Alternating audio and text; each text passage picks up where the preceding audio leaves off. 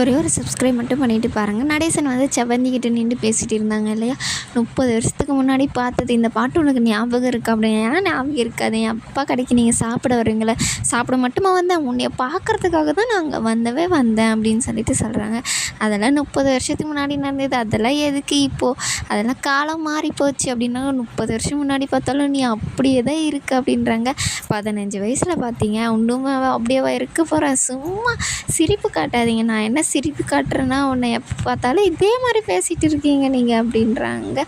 இன்னுமே நீங்கள் மாறல அப்படின்றாங்க. என்ன மாறலையோ அப்படின்னு சொல்லிட்டு 2 பேரும் பேசிகிட்டே இருக்கும்போது, உங்களுக்கு கல்யாணம் ஆயிடுச்சு, எனக்கு கல்யாணம் ஆயிடுச்சு, இதுக்கு மேலே போய் என்னத்தை பேச அப்படின்ற மாதிரி அவங்க 2 பேரும் பேசிகிட்டே இருக்கும்போது அதுக்கப்புறம் பார்த்திங்கன்னா பாண்டியோட கடை காமிக்கிறாங்க. அவங்க உட்காந்து வேலை செஞ்சுட்டு இருக்கும்போது ஒருத்தர் வண்டி எடுத்துகிட்டு வராங்க. வானதி வந்து வண்டி வேணும், எதனா இருந்தால் சொல்லுன்னு அப்படின்னு சொல்லிச்சு இல்லையா, அது வந்து ஒருத்தர் எட்டுன்னு வராங்க. இது 40,000 4 வருஷத்துக்கு முன்னாடி வண்டி, இன்னும் கண்டிஷனில் இருக்கா, நல்ல கண்டிஷன் பாயே, நீ வாங்கிக்கோ, உனக்காக தான் விற்கிறேனே நான், இல்லைன்னா வீட்டிலே சும்மா இருந்துட்டு போதுன்னு விட்டுருவேன் அப்படின்னு சொல்லிட்டு சொல்கிறாங்க. சரி சார் அப்படின்ட்டு, இல்லை நீங்கள் நல்ல கண்டிஷனில் இருக்கா இல்லைன்னு நான் செக் பண்ணிவிட்டு அதுக்கப்புறமா சொல்கிறேன் அப்படின்றாங்க. கண்டிப்பாப்பா நல்ல கண்டிஷனில் தான் இருக்குது அப்படின்னு சொல்லிட்டு சொல்கிறாங்க. ஒரு 4,000 2,000 அப்படி வேணால் கம்மி பண்ணலாம், அதுக்கு மேலெலாம் என்னால் கம்மி பண்ண முடியாதுப்பா அப்படின்றாங்க. சரி பார்த்து பண்ணுப்பா, நான் கிளம்புறேன்னு சொல்லிவிட்டு அவங்க அங்கேருந்து போயிடுறாங்க. அவங்க வேலை செய்கிறவங்க வந்துட்டு என்னென்ன செகண்ட் ஹேண்ட் வண்டி விற்கிற பிஸ்னஸ் எல்லாம் பார்க்குறீங்களா என்ன அப்படின்றாங்க. அதெல்லாம் இல்லை, வானதி வண்டி வேணும்னு கேட்டுச்சு, அதனால தான் அதுக்கு நானே வாங்கி கொடுத்துட்றேன், வாய் விட்டு கேட்டாலே அப்படின்னு சொல்லிட்டு சொல்கிறாங்க. சரி காதலுக்காக என்னென்ன பண்ணுறீங்க அப்படின்றாங்க. இல்லைடா, கடையிலேருந்து வீட்டுக்கு நடந்து போகணும், இங்கே வேறு அடிக்கடிக்கு வருது, ரொம்ப தூரம் நடக்க வேண்டியதாக இருக்குது இல்லையா, அதனால தான் அவளாக கேட்டால் சரி நம்மளே வாங்கி கொடுத்துருவோம் அப்படின்னு சொல்லிட்டு தான் வாங்கி கொடுக்குறேன், நல்ல வண்டி, நல்ல கண்டிஷன், நல்ல இது அமைஞ்சு போச்சு அப்படின்னு சொல்லிட்டு சொல்கிறாங்க. இப்போ இந்த கடையில் இருக்கிற வேறு வண்டி ஏதாச்சும் ரிப்பேர் பண்ணுவீங்களா, இல்லை இதை தான் இது பண்ணுவீங்களா அப்படின்றாங்க. ஏன் நீ என்னத்தை பண்ணுற அப்படின்றாங்க. சரி பண்ணுங்க, அந்த ஸ்க்ரூ டிரைவர் எடுறா அப்படின்னு சொல்லிட்டுறாங்க.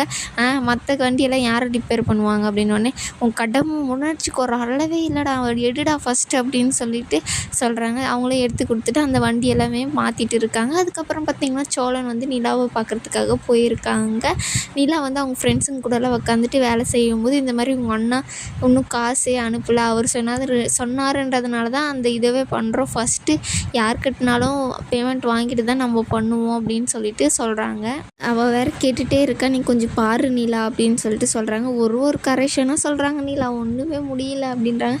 சரி அனுப்பு, நான் பார்க்குறேன் அப்படின்றாங்க. இல்லை நானே முடிச்சிட்டேன், நான் பார்த்துக்கிறேன் இது அப்படின்னு சொல்லிட்டு அவங்க ஃப்ரெண்டும் பேசிட்டே இருக்கும்போது கரெக்டாக சோழன் வராங்க. என்ன சோழன் நீங்கள் இந்த பக்கம் அப்படின்றாங்க. என்ன பொண்டாட்டி பார்க்காம இருக்கவே முடியலையான்றாங்க. ஆமாம், என் பொண்டாட்டியை பார்க்காம இருக்க முடியும், அவங்க உங்களை ஓட்டுறாங்க, நீங்கள் என்னங்க அவளுக்கு இதாக பேசிகிட்டு இருக்கீங்க அப்படின்றாங்க. ஐயோ போயிட்டாலே, இப்போ நான் போட்டுட்டு வரேன் இரு போய் அவளை அப்படின்றாங்க. அதெல்லாம் ஒன்றும் வேணாம், இப்போ என்னத்துக்கு வந்தீங்க, எதுக்கு வந்தீங்க, உன்னைய பார்க்காம இருக்க முடியல நீல, அவங்ககிட்ட பேசிகிட்டே இருக்கணும்னு தோணுது, என்ன பண்ணுறது அப்படின்றாங்க. என்ன நான் சொல்கிறது கரெக்டு தானே, வா நீல என்கிட்ட ஒரு 5 நிமிஷம் பேசிட்டு போயேன் அப்படின்றாங்க. இல்லை எனக்கு நிறைய வேலை இருக்குது சோழன், ப்ளீஸ் சோழன் அப்படின்றாங்க. அவங்களுக்கு ஒரு சாக்லேட் வாங்கி கொடுக்குறாங்க. அங்கே இருக்கிறவங்களாம் எங்களுக்கெல்லாம் இல்லையா, உங்கள் ஒய்ஃபுக்கு மட்டும் தானே, இருங்க உங்களுக்கு தரேன், உங்கள் ஒய்ஃபுக்கு மட்டும் பெரிய சாக்லேட்டு, எங்களுக்கு மட்டும் சின்ன சாக்லேட்டாக, இதெல்லாம் சின்ன வயசுலேயே நாங்கள் சாப்பிட்டோம் அப்படின்றாங்க. இதெல்லாம் பழைய நினைவுகள்னே அப்படின்றாங்க. அது பழசு தானே, இருந்தாலும் நல்ல நினைவுகள் தானே, சாப்பிடுங்க, அடுத்த டைம் வரும்போது உங்களுக்கு பெரிய சாக்லேட்டாக வாங்கி தரேன் அப்படின்னோடனே நிலாக்கு செம்மையாக பொசசிவ் ஆகுது. என்ன பொசசிவ் ஆகுறியா ஐயோ அப்படின்னு சொல்லிட்டு நிலாக்கிட்ட வந்து, நீ என்னை வந்து வழி அனுப்பிச்சு வை வா அப்படின்னு, இது என்ன வீடா வழி அனுப்ப அப்படின்றாங்க. இப்போ நீ வந்தால் தான் நான் போவேன் அப்படின்னு சொல்கிறாங்க. சரி நடுங்க சொல்லணும் அப்படின்னு சொல்லிட்டு அவங்களையும் வந்து சரி இப்போ கிளம்புங்க அப்படின்றாங்க. என்ன இது இப்படியெல்லாம் சொன்னால் நான் போக மாட்டேன் அப்படின்றாங்க. என் கையில் முத்தம் கொடு அப்படின்னு சொல்லிட்டு கையை நீட்டுறாங்க. கையிலையா, ஐயோ எல்லோரும் இருக்காங்க, நீ கொடுத்தா தான் நான் போவேன் அப்படின்றாங்க. அவங்களும் கையை கொடுத்துட்டு, என்ன இதுதான் முத்தமா அப்படின்றாங்க. போங்க சொல்லணும் அப்படின்னு சொல்லிட்டு அவங்க வெக்கமாக அங்கவே நின்றுட்டு இருப்பாங்க. அதுக்கப்புறம் அவரும் அந்த கையை இப்படியே வச்சுக்கிட்டு போயிடுவார்.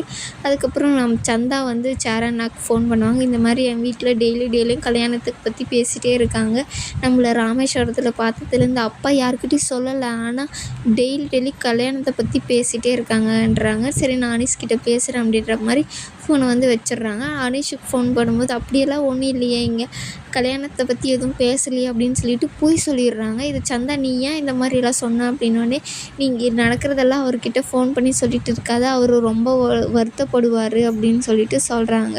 அதுக்கப்புறம் பார்த்திங்கன்னா சந்தா உட்காந்துன்னு அழ ஆரம்பிச்சிடுறாங்க. சரண் என்ன பண்ணுறதுன்னு தெரியாமல் நின்றுட்டு இருக்காங்க. இதோடு இந்த எபிசோடு முடியுது.